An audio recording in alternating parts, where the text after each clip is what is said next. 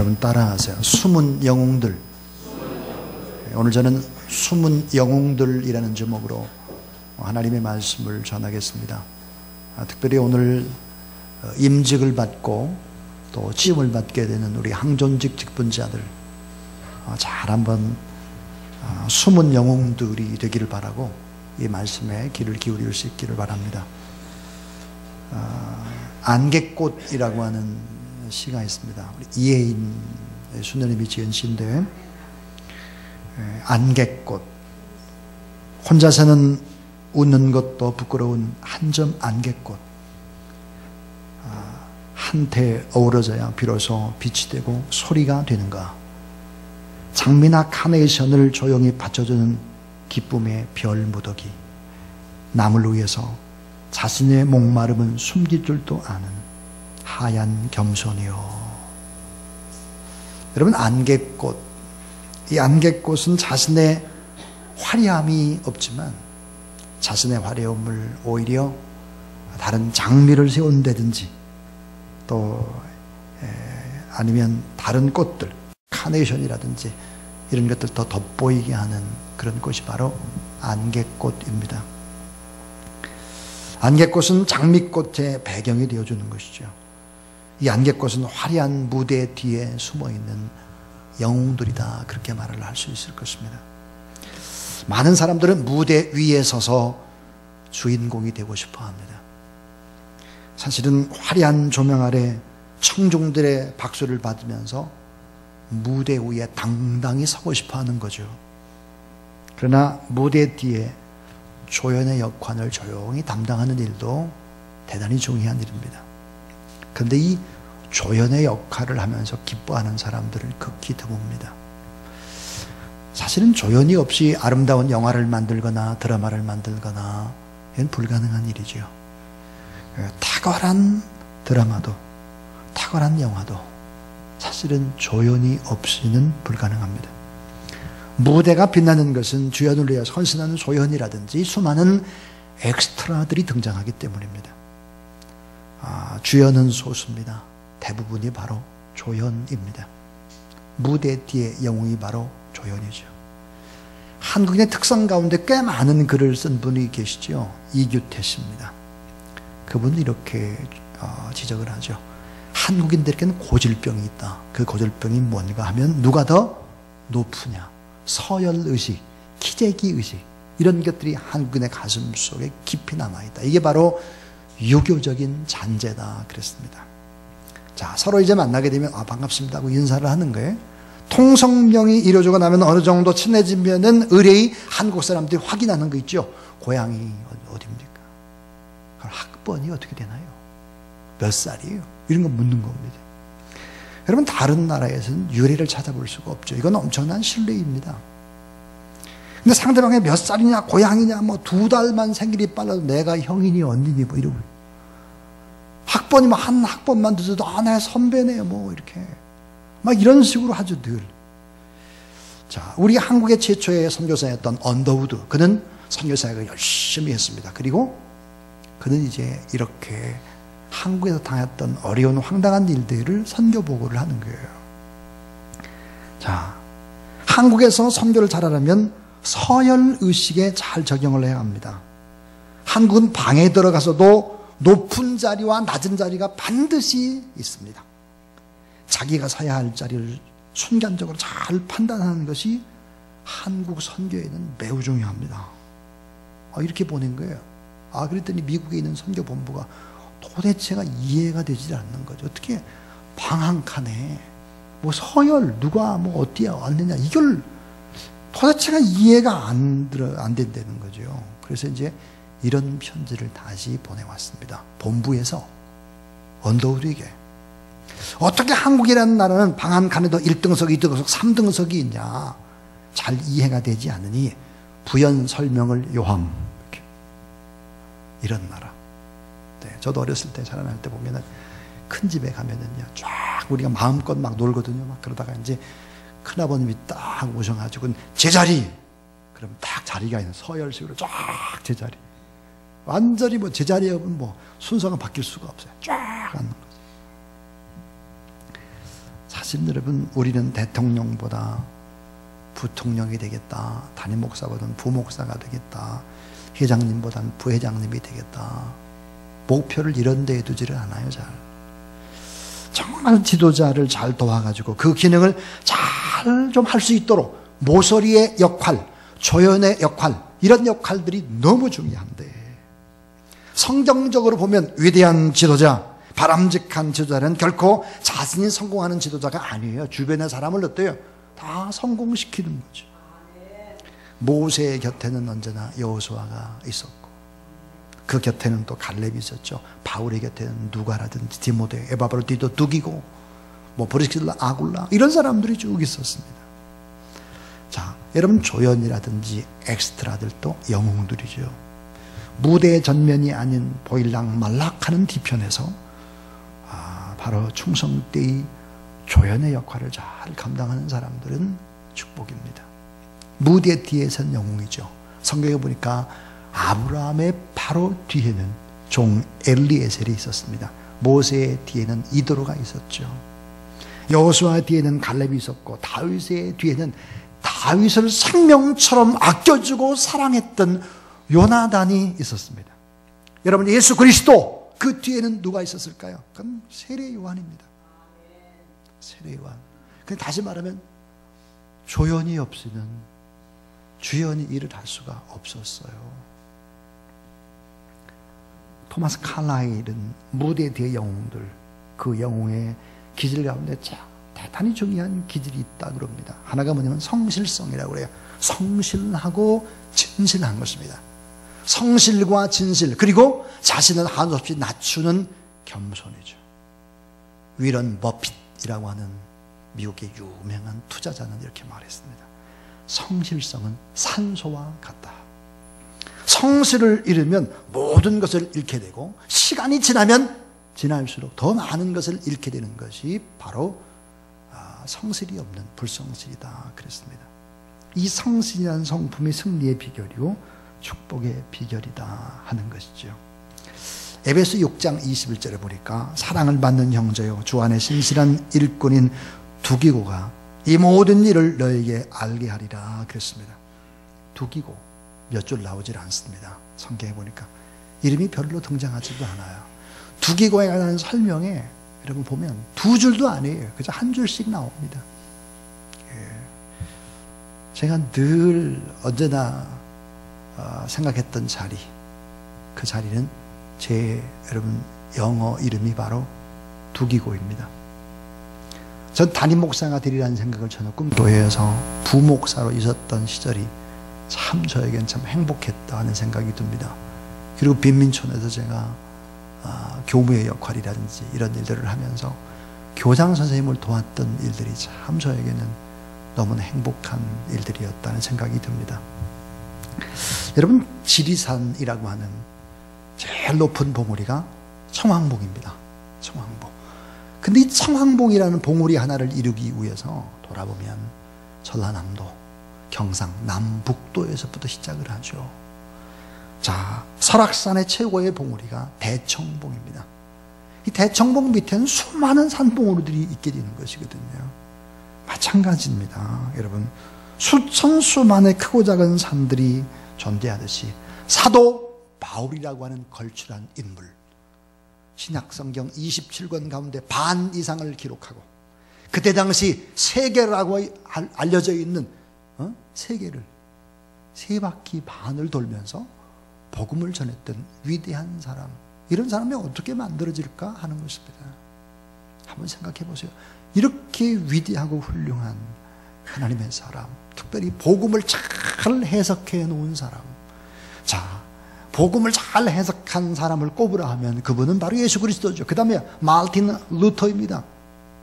근데 마르틴 루터보다 더 앞서서 사도 바울이죠. 마르틴 루터. 그리고 오늘 그 복음이 어때요? 우리에게까지 왔거든요. 자, 어떻게 바울이란 이 위대한 인물은 탄생될 수 있었을까? 오늘 저는 바로 무대 뒤에 조연의 역할을 잘 감당한 바나바라고 하는 사람을 소개하려고 합니다. 바나바, 그 이름은 본명이 아니고 그 사랑하는 부모님은 그 바나바라고 처음에 부르지 않았고 요셉이라고 불렀습니다. 그 이름을. 근데 교회 생활을 하면서 사람들이 그를 요셉이 아니라 바나바로 불렀어요. 그래서 이름이 바나바가 된 것입니다. 사도행전 4장에 보니까 권위자라고 했는데 이 말은 네 가지 측면에서 바나바의 모습을 보여주고 있습니다. 오늘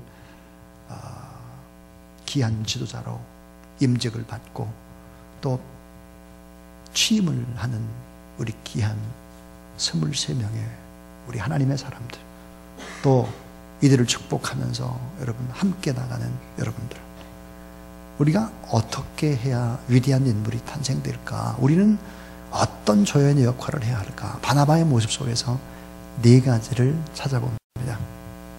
첫 번째는 따라하세요. 권고하고 위로해주는 격려자. 자, 여러분, 권고하고 위로해주는 격려자. 바나바가 누구였을까? 바나바를 만나면 인생의 용기를 얻고 새 힘을 얻고 위로를 받고 저분하고 얘기하면 생명력이 넘쳐나는 거예요. 자신감이 이게 돼가지고 결국은 많은 사람들이 힘을 얻게 되는 것입니다. 초대교회에 부흥을 하는데 사도행전 4장 마지막 절에 보면 밭을 팔아서 그 값을 사도들의 발 앞에 헌납을 했다 그럽니다. 그런 바나바가 누굽니까? 주님의 복음을 위해서, 교회를 위해서 자신의 밭을 파는 것입니다. 그리고 교회를 섬기는 것이죠. 이웃을 섬기는 것입니다. 자, 장로님이 된다라고 하는 것이 여러분 얼마나 어려운 일입니까? 자기의 가정의 일보다는 교회 일을 우선해야 하는 것입니다. 하나님의 나라를 위해서 헌신하고 비전 앞에 헌신하고 위로의 아들, 격려의 아들이다 그랬습니다. 권고하고 위로해주는 격려자. 장로님, 권사님, 안수집사님 될 수 있기를 주님의 이름으로 축원합니다. 한 문화학자는 오늘의 시대를 포스트 모던의 시대, 포스트 모더니즘 그랬습니다. 어느 날부터 갑자기 어때요? 이성과 도덕의 틀이 깨져버리는 것입니다. 완전히 해체가 되는 거예요. 자아가 파괴되는 것입니다. 가정도 파괴되는 것입니다. 도덕적인 권위도 막 파괴되는 것입니다. 대통령한테 막 뭐라고 하고 뭐 없어요. 위계질서가 다 깨뜨려져 버리는 것이죠. 자, 이런 것이 과연 민주화고 이런 것이 과연 자유고 이런 것이 과연 좋을까 하는 것입니다. 결코 그렇지 않죠. 포스트 모던 시대의 인생에 문제가 있습니다. 그게 뭘까요? 그것은 바로 고립된 인생입니다.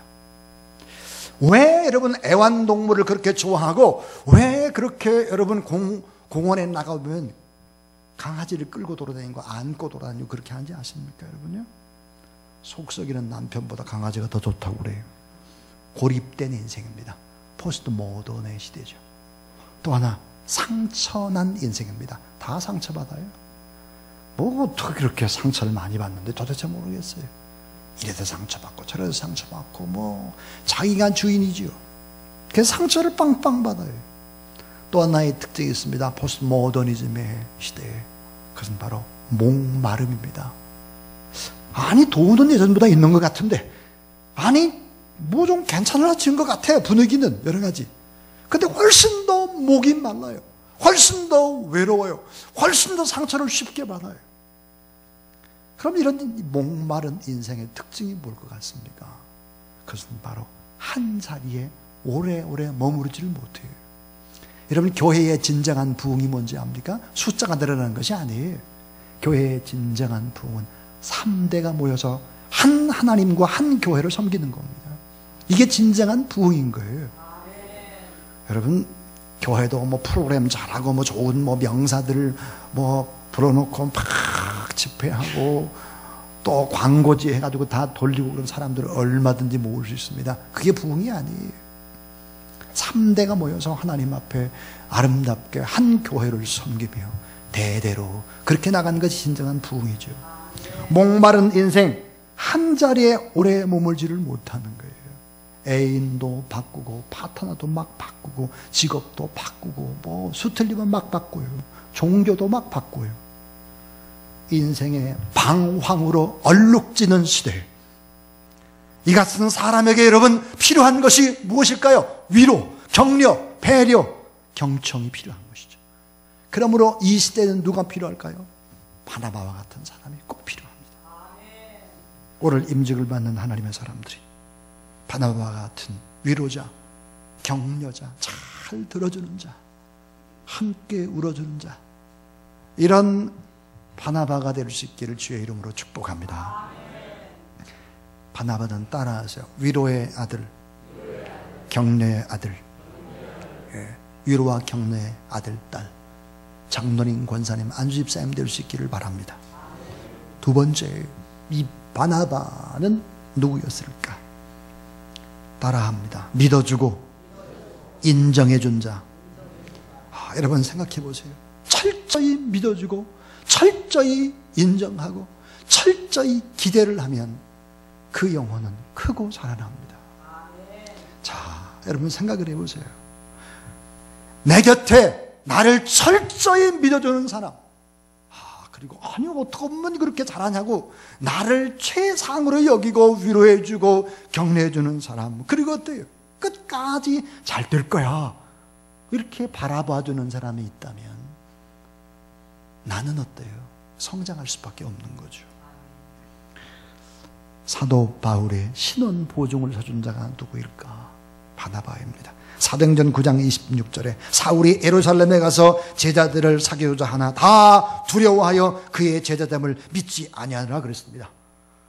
여러분, 사도 바울이 예수 그리스도를 나의 주 나의 하나님으로 영접을 했습니다. 그리고 또 예루살렘 교회 공동체로 들어가니까 사람들이 다 두려워서 쉬쉬쉬 하는 거예요. 바울과 가까이 해주질 않습니다. 저 사람 사람들 죽이고 교회 불태웠던 살인마 아니야. 저 사람이 어떻게 예수를 믿어 하고 어때요?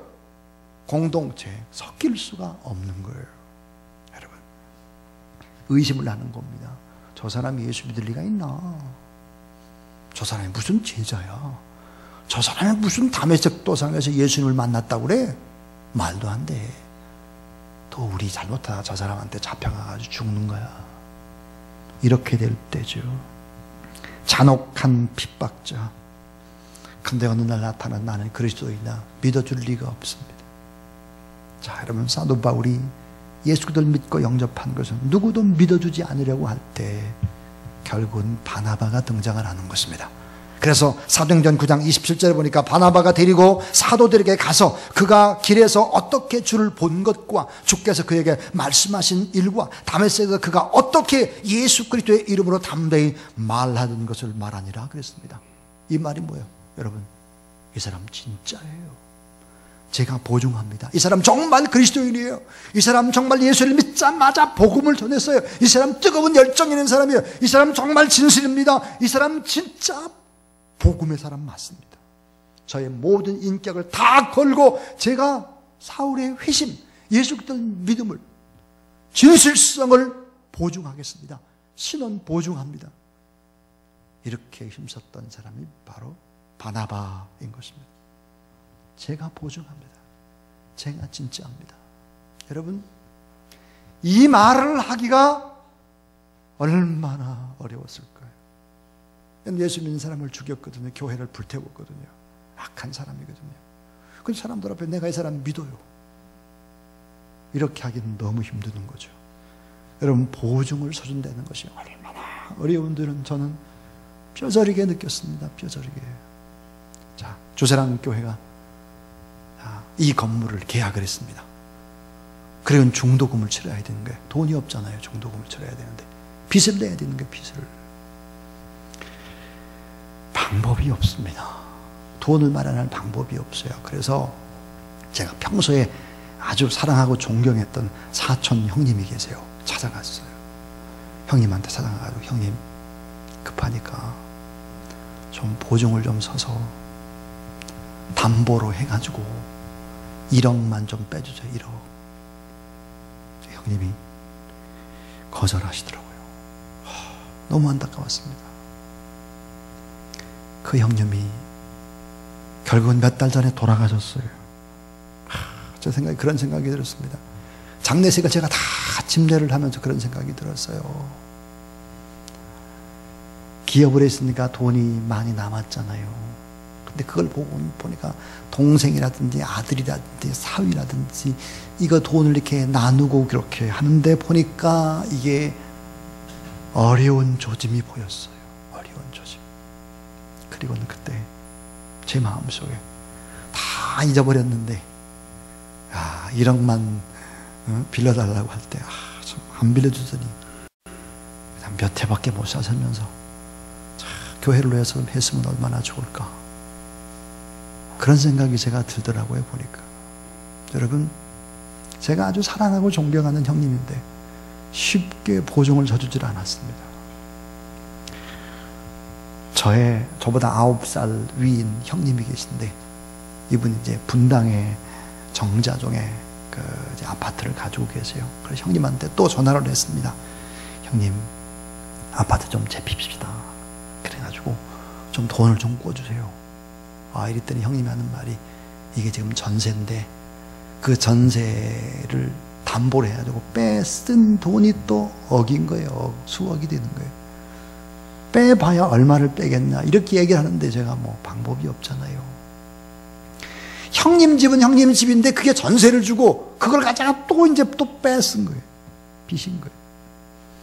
그래서 참 어렵더군요. 보니까 이런 보증을 서주고 정말 턱 믿고 뭘 내주고 이렇게 한다는 것이 참 쉬운 일이 아닙니다. 여러분, 적어도 주사랑교회를 저와 함께 섬겼던 우리 제1세대의 장로님들, 제1세대의 장로님들 지금 여기 3분이 계십니다. 위태식 장로님, 또 심영택 장로님, 김옥봉 장로님, 1세대 장로님들이죠. 다 있는 거 다 없는 거 다 해가지고 이 교회가 그렇게 세워졌습니다. 2세대의 장로님, 또 우리 임충렬 장로님, 또 김만순 장로님, 이런 장로님들이 계시죠. 이곳에 와서 참 많은 기도와 눈물로 이 교회를 세웠습니다. 이제는 3세대의 장로님이 세워집니다. 그리고 또 다른 우리 2분의 장로님이 취임을 받습니다. 여러분, 배후에서 믿어주고 잠재하고 있던 위대한 가능성을 인정해주고 칭찬해주고 신원을 보증해주고, 이것은 어때요? 엄청난 일이죠. 그렇듯이 교회라고 하는 것은 이런 아름다운 희생의 터 위에 교회가 세워지는 것이죠. 여러분, 주사랑교회라는 교회가 캄보디아에만 10가정, 18명의 선교사를 파송을 하고, 또 북한 선교와 중국 선교라든지 또 방글라데시라든지 또 부르키나파소라든지 이런 선교를 하고 있습니다. 이런 일들이 가능했던 것은 뭘까? 다 희생이고 아름다운 헌신인 것이죠. 그리고 자신의 모든 것을 건 사람들입니다. 그러므로 교회가 건강하게 지금 이렇게 살아갈 수 있는 것이죠. 사랑하는 여러분, 나의 진실을 믿어주는 한 사람이 있을 때 천군 만마를 얻는 것입니다. 그 한 사람 때문에 다시 일어나고 앞으로 나갈 수 있는 용기가 되고 자신의 인격을 걸고 보증해주는 한 사람, 그 한 사람을 바로 다수인 것이죠. 믿어주고 인정해주고 세워주는 사람 때문에 큰 인물은 만들어지는 것이죠. 사도 바울, 그는 결국은 예루살렘 교회에서 더 이상 머물지를 못합니다. 이런 갈등 때문에 그때 바로 이제 바나바가 사도 바울을 바울의 고향인 다소로 보내게 됩니다. 다소. 여러분, 다소에서 많은 무명의 시절을 이제 보내게 되는 것이죠. 사도 바울이. 자, 그리고 이제 이 바나바는 이제 안디옥 교회의 이제 목회자가 되어서 사도행전 9장 31절에 보니까 그리하여 온 유대와 갈릴리와 사마리아 교회가 평안하여 든든히 서가고 주를 경외함과 성령의 유로로 진행하여 수가 더 많아졌다. 교회는 어때요? 점점점 부흥하고, 교회는 어때요? 안정되어지고 성령께서 교회를 위로했다 그랬습니다. 그런데 여러분, 이 바나바는 다시 사도 바울을 다소에 가서 데리고 오는 것입니다. 참 대단한 사람이죠. 사도 바울을 찾아가서 다시 하나님의 일을 같이 하게 권면하게 되어지고 이끌어주는 사람이었습니다. 그래서 그가 돌아오는 것이죠. 그래서 이 안디옥 교회는 이제 바나바와 바울이 잘 아름답게 섬기게 됩니다. 그런데 더 중요한 게 있어요. 바나바는 누구였을까? 따라하세요. 자신의 한계를 잘 알고 있는 사람. 바나바는 자기를 잘 알았습니다. 점점점 부흥해 가고 잘 되어져 가도 자기가 그것을 다 감당할 수 없다는 사실을 알았습니다. 자, 사도행전 11장 24절 바나바는 착한 사람이요 성령과 믿음이 충만한 자라. 이에 큰 무리가 죽게 더하라. 굉장한 부흥, 놀라운 부흥이 있을 때 그는 자신의 한계를 알았습니다. 이제 내 힘으로는 안 되겠구나. 그래서 욕망과 욕심을 부리지 않죠. 만용을 부리지 않습니다. 여러분, 사람이 무엇 때문에 망합니까? 욕심 때문에 망하는 거예요. 언제나 욕심 때문에. 자, 여러분, 제가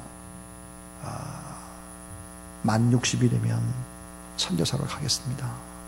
사도 바울이나 바나바처럼 담임 목사가 선교사로 가겠습니다. 제가 그런 얘기를 하는 것도 여러분, 인간적인 욕심을 부리거나 그렇게 해서는 안 되기 때문이죠. 자, 또 하나입니다. 또 하나. 마지막 네 번째는 이 바나바는 과연 어떤 사람이었을까? 마지막은 따라하세요. 큰 그림을 볼 줄 아는 비전의 사람. 그런 큰 그림을 볼 줄 아는 비전의 사람이었죠. 자기만 아는 사람이 아니었습니다. 사도 바울이 어때요? 경쟁자가 아니라 나와 함께 일을 하는 동역자다. 자신보다 더 좋은 것을 품고 있음을 알았고 그의 실력을 인정해줬고 나는 알 수 없는데 이방인 선교를 이 사도 바울은 가능하겠구나 하는 것을 알았습니다. 그래서 이제 사도행전 11장과 12장을 보게 되면 바나바와 바울 이렇게 나옵니다. 11, 12장에 바나바와 바울이 나오는데 이게 13장 7절로 순위가 이제부터 바뀝니다. 바울과 바나바 이렇게 바뀌어요. 순위가. 여러분, 순위가 바뀌어도 복음에 증거되는 것 때문에 기뻐했던 사람, 주님의 나라 때문에. 여러분, 이 교회를 한번 생각해 보세요. 이 교회를 위해서 내가 좀 서운하고 내가 좀 뭔 어려움이 있다고 할지라도 그것을 묵묵히 감당할 수 있는 사람, 이런 사람이 정말 믿음이 큰 자입니다. 저는 지난 4일 전에 제가 너무너무 사랑했던 한 선교사가 하나님의 나라에 가게 되는 그런 소식을 듣게 되었습니다. 제가 만난 두 분의 순교자가 있습니다. 우리 한국의 선교사 가운데 맨 먼저 순교를 했던 사람은 바로 방글라데시에 사역을 했던 정성균 선교사입니다. 이 정성균 선교사가 이제 간암으로 결국 이제 돌아가시고, 그리고 난 다음에 이제 정성균 선교사의 뒤를 이어서 또 한 분의 선교사가 방글라데시로 가게 되는데 19년 전에 파송을 받았습니다. 장만영 선교사입니다. 이 장만영 선교사는 19년 전에 저희 교회가 지하실에 있을 때 이분이 저희 교회를 오셨습니다. 그래서 함께 선교에 대한 꿈을 꾸고 함께 많이 기도하고 눈물로 그렇게 했던 사람이죠. 1994년도에 조사랑교에서 큰 은혜를 받고 저와 함께 예수 그리스도를 가슴에 품고 민족과 세계를 향해서 나가자, 그런 꿈을 꾸고 이분이 이제 방글라데시로 가게 되었습니다. 제가 몇 년 전에 또 작년에 방글라데시를 가보면서 이분은 정말 예수 그리스도를 쏙 빼닮은 너무나 귀한 사람이라는 것을 알게 되었습니다. 몇 가지 면에서 그랬습니다. 하나는 아들의 이름, 아들이 3명이 있었습니다. 근데 아들의 이름이 뭐냐면 주선이, 의선이, 한선입니다. 그 의미는 이렇다고 합니다. 주선, 주님의 은혜와 사랑을 전하는 선교사 주선, 그 다음 의선, 먼저 그의 나라와 그의 의를 전하는 선교사 한선, 오직 한 분이신, 오직 한 분, 그 예수 그리스도 한 분만을 전하는 선교사. 그래서 이 세 아들을 다 이렇게 방글라데시의 아빠의 대를 이어서 선교사로 그 땅에 있기를 원했습니다. 선교대의 바쁜 일정 중에 저를 데리고 어떤 한 곳으로 갔습니다. 꼭 목사님과 함께 좀 가봐야 할 곳이 있습니다. 그래서 같이 갔어요. 저를 끌고 간 곳은 자신이 너무도 사랑하는 방글라데시에서 사역을 하다가 죽게 되면 묻혀야 될 묘지를 미리 마련해 놓고 있었습니다. 자신이 죽으면 묻힐 곳, 늘 주님 앞에 떠날 날을 바라보며 자기의 세 아들이 방글라데시의 선교사가 되길 원하며 그렇게 인생을 산 것입니다. 이 장만영 선교사는 1980년도에 대학 1학년이었고 여의도 광장 세계복음화 성회 때 CCC 전에 대표였던 고 김준곤 목사님이 이제 선교사로 나갈 사람을 콜링을 하게 될 때 이분이 바로 이제 앞으로 나가게 되는 것입니다. 이때 당시 여러분 선교사 내지는 복음을 내 살겠다고 작정했던 사람이 바로 10만 명쯤 됩니다. 대학생들이. 근데 그때 헌신했던 이 10만 명의 여러분 대학생들이 지금은 한국교회와 전 세계를 어찌 보면 끌고 가는 위대한 인물들이 다 된 거죠. 매달마다 보내주던 선교 편지 속에서 사랑과 평강 그리고 겸손이 배어있는 그런 선교사님의 모습을 볼 수 있었습니다. 이제 돌아가셔서 사실은 화장을 했습니다. 그 화장을 한 뼈를 가지고 결국은 이제 방글라데시로 가족들이 돌아간다 그럽니다. 폐암이었습니다. 방글라데시의 워낙 어려운 상황 속에서 폐병을 걸리게 되고 또 나으면 또 일을 하게 되고 그렇게 한 것이죠. 근데 그분은 이렇게 말합니다. 모든 것은 하나님의 뜻입니다. 그의 글 가운데에서 유언적인 말을 이렇게 남기고 있습니다. 모든 한국 선교사들이 예수님의 심장으로 현지인들을 사랑하고 섬기는 모습에 세계 열방이 웰컴 코리아 미셔너리스라고 외치는 존경받는 한국 선교사들이 된다면 저는 오늘 하늘나라로 부르심을 받아도 여한이 없겠습니다. 그랬습니다. 큰 그림을 볼 줄 아는 사람이었습니다. 참 아름답게 헌신했던 사람이죠. 저희 교회 안에도 그런 사람들이 참 많습니다. 여러분, 오늘 저는 이제 설교를 마칩니다.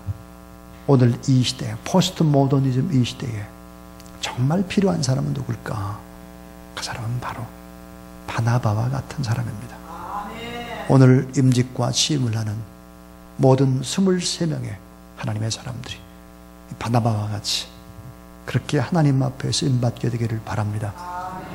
무대의 주인공이 아닌 조연이 되어 숨은 영웅으로 살고 그리고 장미라든지 카네이션 이런 것들을 더 잘 돋보이도록 하는 별 무더기와 같은 그런 안개꽃처럼 그렇게 사시다가 하나님이 원하시는 하나님 곁으로 돌아가는 축복의 여러분 되기를 주님의 이름으로 축원합니다.